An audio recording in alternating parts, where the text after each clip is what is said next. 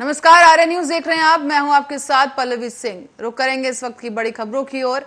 और उत्तराखंड में भाजपा का प्रदेश अध्यक्ष बदले जाने की अटकलें अब सही साबित हुई हैं, जहां पर भाजपा ने नए प्रदेश अध्यक्ष के नाम का ऐलान कर दिया है। केंद्रीय नेतृत्व ने बद्रीनाथ के पूर्व विधायक महेंद्र भट्ट को प्रदेश की कमान सौंपी है और दिल्ली में भाजपा के पूर्व विधायक महेंद्र भट्ट की पार्टी के राष्ट्रीय अध्यक्ष जेपी नड्डा से मुलाकात हुई। इसी के बाद से ये अटकलें लगाई जा रही थी कि पार्टी नया प्रदेश अध्यक्ष चुनने वाली है। और इससे पहले प्रदेश भाजपा की कमान वरिष्ठ और अनुभवी नेता मदन कौशिक के हाथों में थी। अब विधानसभा चुनाव के बाद से कौशिक के स्थान पर गढ़वाल मंडल के किसी ब्राह्मण नेता को संगठन की कमान सौंपे जाने की चर्चाएं थी। प्रदेश अध्यक्ष बनने के बाद पहली बार भाजपा प्रदेश मुख्यालय पहुंचे महेंद्र भट्ट का कार्यकर्ताओं ने नवनियुक्त प्रदेश अध्यक्ष का गर्मजोशी के साथ स्वागत किया। उनके स्वागत के लिए प्रदेश भर से, खासकर चमोली जिले से बड़ी संख्या में कार्यकर्ता पहुंचे और इस दौरान उन्होंने पार्टी नेतृत्व का आभार जताया है। उन्होंने कहा कि केंद्रीय नेतृत्व ने मुझ पर जो विश्वास जताया है, मैं उसका आभारी हूं। पार्टी ने मुझे जैसे साधारण कार्यकर्ता पर भरोसा जताया और उस पर खरा उतरने का मैं पूरा प्रयास करूंगा। अब संगठन में सामूहिक निर्णय लिए जाएंगे।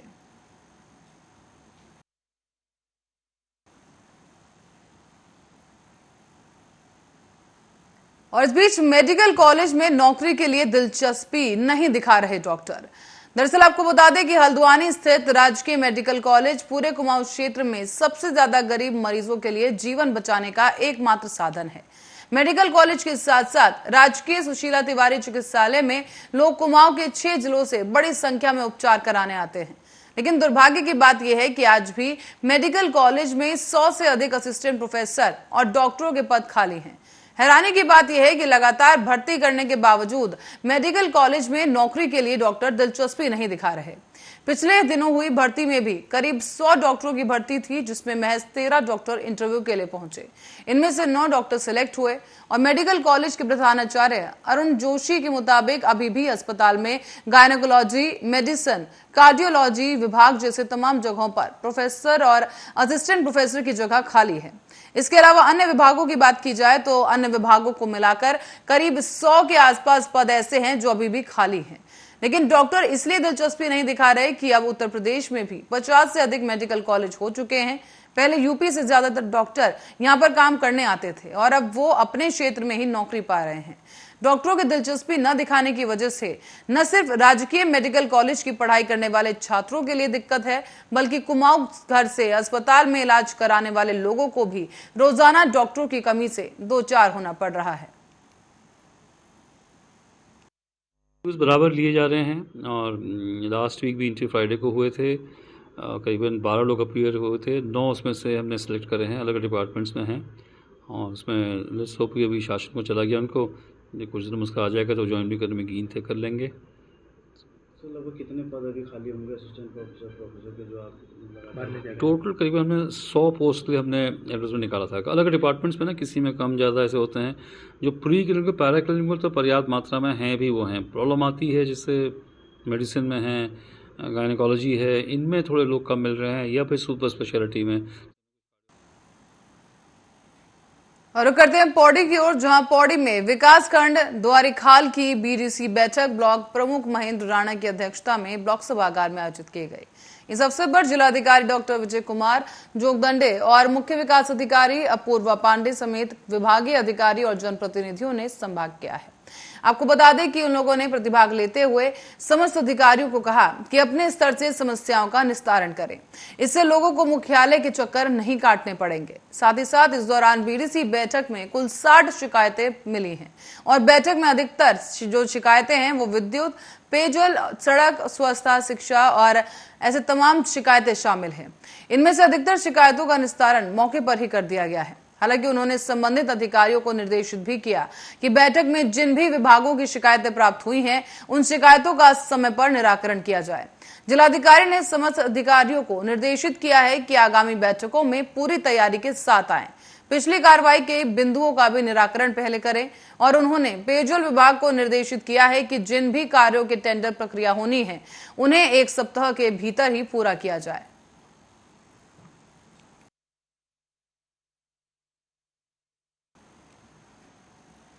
और खबर लालकुआं से है, जहां लालकुआं के तरई पूर्वी गोला रेंज की वन विभाग टीम ने पिछले कुछ दिनों में अवैध खनन और लकड़ी तस्करों के खिलाफ बड़ी कार्रवाई करते हुए कई वाहनों को सीज कर उनसे जुर्माना वसूल किया है। तो वहीं वन विभाग की इस कार्रवाई से उक्त तस्करों में काफी हड़कंप मच गया है। और आपको बताते चलें कि तरई पूर्वी गोला रेंज के वन क्षेत्राधिकारी आरपी जोशी के नेतृत्व में वन विभाग की टीम लगातार अवैध खनन और लकड़ी तस्करों के खिलाफ कार्रवाई करती आ रही है। वन विभाग की टीम ने पिछले कुछ दिनों में कई वाहनों को सीज कर उनसे जुर्माना भी वसूल किया है। अवैध खनन अवैध पातन के लिए गोला रेंज में 3 टीमें गठित की गई हैं, जो 3 पालियों में काम करती हैं। सुबह 6 से 2, 2 से 10, 10 से 6 लगातार 3 टीमें कार्यरत हैं, गश्त करती हैं। और गश्त के दौरान अगर कोई ऐसी वन अपराध को मिलता है तो उसको पकड़ते हैं। और इसके अलावा अवैध पातन के जो मामले हैं वो भी पकड़े जाते हैं। अभी बरेली हल्द्वानी रोड पर 2 दिन पहले एक वाहन मिला था अवैध इलीगल अभियान करते हुए, उसको पकड़ा है, जिसको सीज कर दिया गया है। इसी प्रकार और भी जो वन अपराध हैं अवैध खनन के, वह हैं, अगर वो संज्ञान में आने पर तुरंत कार्य की जाती है। टीम मुस्तैद है और ऐसे प्रकरण अवैध पातन अवैध। और इस बीच जिलाधिकारी डॉक्टर विजय कुमार जोगदंडे की अध्यक्षता में आज जिला शिक्षा और प्रशिक्षण संस्थान चंडीगढ़ पौड़ी की परामर्शी समिति की बैठक अटल उत्कृष्ट राजकीय इंटर कॉलेज ओजली में आयोजित की गई है। इस बैठक में गत वर्ष हुए कार्यों और साल 2022 से 23 में रखे गए कार्यों पर विस्तृत तौर पर चर्चा की गई। जिलाधिकारी ने कहा है कि बच्चों को पढ़ाने के समय पर छोटी छोटी गलतियों को कैसे सुधारा जाए और इसके लिए विशेष ध्यान देने की जरूरत है। शब्दों का सही प्रयोग करना और सही तरह से लिखना या शब्दों को किस तरह से लिखा जाता है उसका भी ध्यान रखने को कहा गया। आपको बता दें कि कहा जा रहा है कि हर व्यक्ति को पढ़ाते समय छोटी छोटी बुरी आदतों से बचना चाहिए, जैसे लाइन के ऊपर हाथ रखकर पढ़ाना, शब्दों को मन में दोहराना और अक्षरों को एक एक कर पढ़ना समेत कई अन्य चीजों का भी ध्यान रखना चाहिए।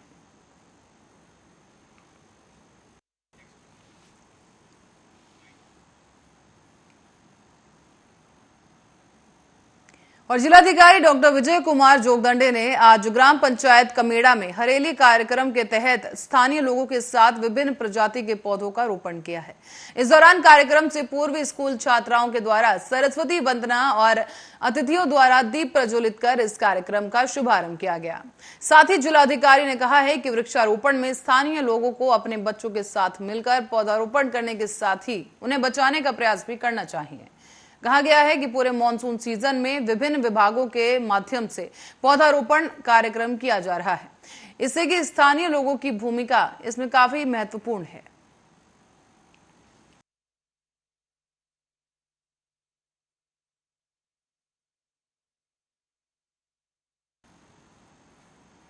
और रुक करते हैं रुड़की की ओर, जहां पर रुड़की पहुंचे कार्यक्रम के दौरान यशपाल आर्या ने पंचायत चुनाव को लेकर सरकार पर निशाना साध दिया है। और निशाना साधते हुए उन्होंने कहा कि आरक्षण में जिस प्रकार की गड़बड़ी की गई है और आरक्षित सीटों में जिस प्रकार से हेरफेर हुई है उसको चुनाव आयोग के सामने रखा गया है, लेकिन कुछ हुआ नहीं। कहा गया है कि भारतीय जनता पार्टी पंचायत चुनाव का सामना नहीं कर सकती और चुनाव से बचना चाहती है, उन्हें हार का डर सता रहा है।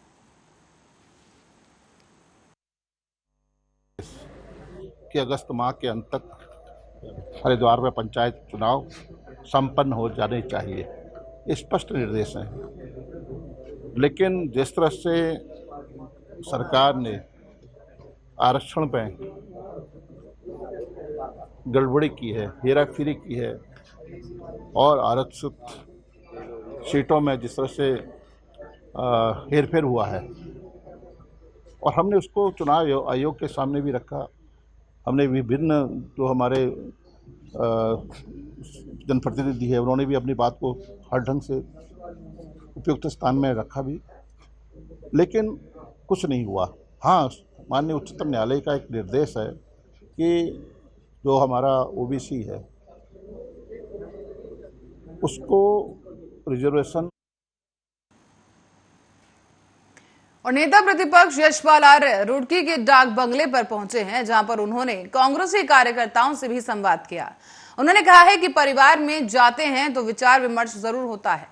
विपक्ष नेता प्रतिपक्ष होने के कारण जिम्मेदारी ज्यादा बनती है और उन्होंने ये भी कहा कि कांग्रेस ने जो जन कल्याणकारी योजनाएं हैं उन पर हमेशा ही ध्यान दिया है, लेकिन बीजेपी राज में ऐसा होता नहीं दिखाई दे रहा।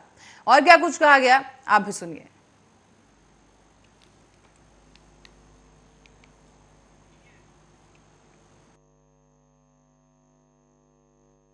कि मैं अपने कांग्रेस परिवार में हूं। कांग्रेस परिवार मेरा परिवार है। मैं अपने परिवार के लोगों से, सदस्यों से मिलने के लिए आया हूं और जब परिवार में जाते हैं तो विमर्श भी होता है, विचार विमर्श भी होता है, बातचीत भी होती है, एक दूसरे की बातें साझा भी करते हैं। और जो हमारा कांग्रेस का एक बहुत बड़ा परिवार है, संगठनात्मक ढांचा है और उसमें हम सब लोग समाहित हैं। तो हम चाहते हैं कि कांग्रेस संगठन में और ज़्यादा गति आए। जो हमारे हम विपक्ष में भी हैं, हमारी भूमिका और हमारी जिम्मेदारी बनती है कि हम विपक्ष की आवाज़ बने और जनता की आवाज़ बने। जनता के जो मसलात हैं, जनता के जो सवाल हैं और जो जनता की उम्मीदें हैं, वो कांग्रेस प्रतिपक्ष में होने का प्रतिपक्ष जो कांग्रेस के सीनियर नेता हैं श्री यशपाल आर्य जी, वो आज हमारे बीच में पधारे हैं रुड़की में। और आज वो कांग्रेस के जितने कार्यकर्ता हैं उनका उत्साहवर्धन करने आए हैं और जिला पंचायत जो इलेक्शन आ रहे हैं उसको जोरों शोरों से लड़ने की प्रेरणा देने के लिए और उसमें कैसे हमारे उम्मीदवार जीत कर आएंगे उन पर चर्चा करने के लिए आए हैं। यशपाल आर्य जी अपने आप में एक बहुत सम्मानित व्यक्ति भी हैं और उनका जितनी ऊर्जा उनके अंदर है, मैं नहीं समझता कि इस वक्त विपक्ष में बीजेपी की सरकार में भी कोई ऐसा नेता होगा जो इस वक्त इतना ऊर्जावान होगा। उन्हें नॉलेज बहुत अच्छी है, उन्हें हर चीज़ की समझ है और राजनीति में तो वो चाणक्य कहलाते हैं, इसमें कोई दोहराए वाली बात ही नहीं है। तो वो इसी चीज़ को हमारे बीच में लेकर आए हैं और हमारे जैसे छोटे कार्यकर्ताओं का उत्साहवर्धन करके और कोशिश कर रहे हैं कि किसी भी तरह कांग्रेस इस बार जो है सारी सीटें। और अब बात करते हैं उत्तराखंड में मौसम के हालात की। तो भारी बारिश के बीच लामबगड़ नाला उफान पर आने के कारण शुक्रवार से बंद बद्रीनाथ हाईवे 22 घंटे के बाद शनिवार को सुचारू किया गया। दरअसल शुक्रवार को हाईवे का कुछ हिस्सा बह गया था और उस पर बड़े बड़े पत्थर और बोल्डर भी गिर गए और इसी दौरान आपको बता दें कि ये रास्ता बंद हुआ था। हालांकि ये रास्ता सुचारू जरूर हो गया है, लेकिन बोल्डर और पत्थर अभी भी रास्ते पर मौजूद हैं। इसी के चलते हाईवे तो खुल गया है, लेकिन यात्री जोखिम उठाकर आवाजाही कर रहे हैं। खचड़ा और लामबगड़ नाले से उफान आने की वजह से बंद हाईवे के दोनों ही ओर शाम तक वाहनों की लंबी लाइन लगी रही। पुलिस ने करीब 650 तीर्थयात्रियों को जगह जगह रोक लिया और इसी दौरान आज दोपहर में हाईवे खुलने के बाद पुंडकेश्वर से यात्रियों के करीब 100 वाहन बद्रीनाथ धाम के लिए रवाना किए गए। जोशीमठ, मारवाड़ी और गोविंद घाट में अभी भी कई जगह पर यात्री रुके हुए हैं। आपको बता दें कि बीआरओ के कमांडर कर्नल मनीष कपिल ने बताया है कि लामबगड़ नाला क्षेत्र में हाईवे खोल दिया गया है और वाहनों की आवाजाही भी शुरू कर दी गई है। वाहनों को एहतियात के साथ साथ चलने के लिए कहा गया है और भूस्खलन और बोल्डर आने की वजह से प्रदेश में 186 से ज्यादा सड़कें अभी भी बंद है। साथ ही आपको बता दें कि लोगों को उनके गंतव्य तक पहुंचाने के लिए और इस रास्ते से ठीक ढंग से निकालने के लिए जेसीबी का भी इस्तेमाल किया जा रहा है। तस्वीरें आपको दिखाते चले कि रास्ते की क्या कुछ स्थिति इस वक्त वहां पर है। तो यहाँ पर आप देख सकते हैं कि पानी भरा हुआ है और साथ ही लोग एक जगह इकट्ठा हुए हैं और ऐसे में एक जगह से दूसरी जगह जाने के लिए जेसीबी से इन तमाम फंसे हुए यात्रियों को निकाला जा रहा है।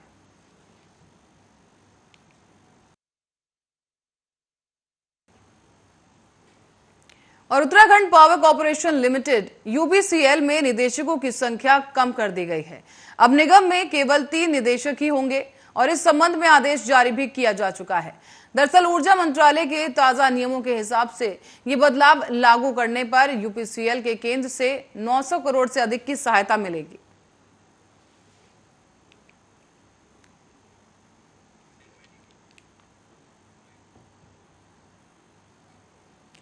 और खबर देहरादून से है, जहां पर डेंगू का इस सीजन का पहला मामला सामने आ चुका है। एक निजी स्कूल में शिक्षकों में डेंगू की पुष्टि की गई है। हालांकि शिक्षक की हालत सामान्य बताई जा रही है। स्कूल के हॉस्टल में ही शिक्षक का इलाज चल रहा है और बसंत विहार क्षेत्र के इंदिरा नगर स्थित डे बोर्डिंग स्कूल के 51 साल के शिक्षक की कई दिनों से तबियत खराब बताई गई थी। इसी के बाद जब उन्होंने जांच करवाई तो डेंगू की जांच करवाई गई और जिला मलेरिया नियंत्रण अधिकारी सुभाष जोशी के अनुसार जांच रिपोर्ट में डेंगू की पुष्टि की गई है। इस सीजन में देहरादून का यह पहला मामला बताया जा रहा है और उत्तराखंड में अब तक 2 मामले डेंगू के सामने आ चुके हैं। अब स्वास्थ्य विभाग ने उस क्षेत्र का भी दौरा किया जहां शिक्षक रहा करते हैं और पढ़ाते हैं। हालांकि वहां पर डेंगू का लार्वा नहीं मिला है और देहरादून में कोरोना के मामले भी लगातार बढ़ रहे हैं। ऐसे में आपको बता दें कि हाल ही में गुरुवार को जो आंकड़े देखे गए उसमें जिले में 178 मामले सामने आए हैं और इसी के साथ साथ श्री महंत इंदिरेश अस्पताल में कोरोना से संक्रमित 2 लोगों की मौत हो गई। इसके अलावा सीजन का पहला डेंगू केस भी देहरादून में ही मिला है। अगर कोरोना और डेंगू के केस लगातार इसी तरह बढ़े तो बड़ी समस्या खड़ी हो सकती है। हालांकि स्वास्थ्य विभाग दावा कर रहा है कि देहरादून में पर्याप्त इंतजाम हैं।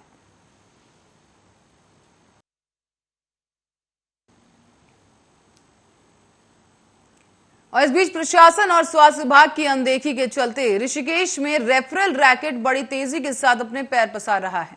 अब तक केवल एम्स ऋषिकेश से मरीजों को निजी अस्पताल में पहुंचाने के मामले सामने आ रहे थे, लेकिन अब सरकारी एम्बुलेंस गंभीर घायलों और मरीजों को सरकारी अस्पताल और एम्स लाने की बजाय सीधा निजी अस्पताल में पहुंचा रही है।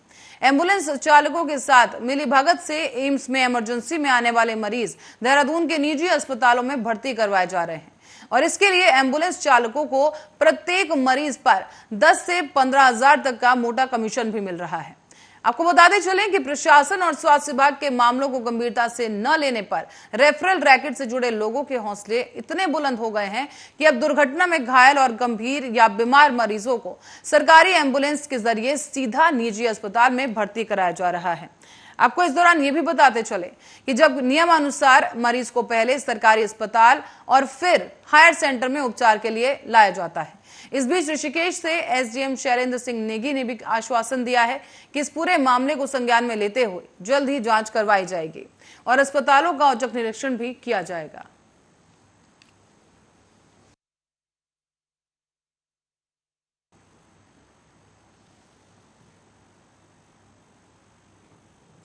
और डाकघर के माध्यम से अब बहनों का प्यार 7 समुंदर पार रहने वाले उनके भाइयों तक पहुंच सकेगा। बता दें आपको कि डाक विभाग ने रक्षाबंधन से पहले विदेश तक राखी पहुंचाने की योजना तैयार कर ली है और राखी के लिए इस बार गुलाबी रंग के स्पेशल लिफाफे डिजाइन किए गए। दरअसल आपको बता दें कि गुलाबी रंग के ये स्पेशल लिफाफे अलग बैग में बंद करके भेजे जाएंगे। हरिद्वार डाकघर से यूरोप के देशों में जाने वाली राखियों की बुकिंग शुरू हो चुकी है। अब भाई और बहन के पवित्र त्योहार रक्षाबंधन से पहले डाक विभाग ने बहनों को रक्षाबंधन पर वाटरप्रूफ लिफाफों का तोहफा दिया है। दूर दराज रहने वाले भाइयों को बहनें अब वाटरप्रूफ लिफाफे में रक्षा सूत्र यानी राखी सुरक्षित तौर पर भेज सकेंगे। बारिश के मौसम में भी भाइयों तक ये राखी पहुंचाने में किसी भी प्रकार की कोई दिक्कत नहीं आएगी। बहनों को ये विशेष गुलाबी रंग का वाटरप्रूफ लिफाफा डाकघर में सिर्फ 10 रुपए में उपलब्ध किया जा सकेगा और वाटरप्रूफ लिफाफे के बाएं तरफ के ऊपरी हिस्से में भारतीय डाक विभाग का लोगो और रक्षाबंधन के डिजाइन के साथ अंग्रेजी में राखी लिफाफा और नीचे दाईं ओर हैप्पी राखी लिखवाया गया है।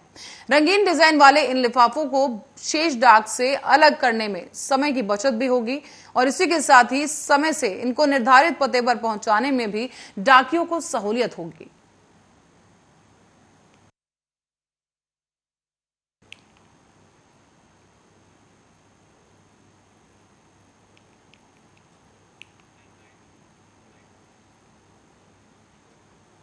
और इस बीच एक बड़ी खबर की ओर रुख करेंगे। राजस्थान से बड़ी खबर सामने आई है जहां पर राजस्थान के युवाओं के लिए राहत भरी खबर देखने को मिल रही है। राजस्थान सरकार ने सरकारी नौकरी में युवाओं को राहत दी है। बता दें आपको, नौकरी में राहत और प्रतियोगी परीक्षाओं में आयु सीमा में 2 साल की छूट दी गई है। राजस्थान के युवाओं के लिए राहत भरी खबर इस वक्त की आपको बता रहे हैं कि राजस्थान सरकार ने सरकारी नौकरी में ये बड़ी राहत युवाओं को दी है और समय सीमा और आयु की यहां पर राहत दी गई है, जहां पर राज्य के सीएम अशोक गहलोत ने प्रतियोगी परीक्षाओं में शामिल होने वाले उम्मीदवारों की अधिकतम आयु सीमा में 2 साल की छूट दी है। साथ ही इस फैसले से उन उम्मीदवारों को राहत मिलेगी जो 2 साल ओवर एज होने के कारण परीक्षा में शामिल नहीं हो पा रहे थे। अब कोरोना के कारण 2 साल बर्बाद होने की वजह से सरकार ने यह फैसला किया है, जिससे कि अब युवाओं को और जो प्रतियोगी हैं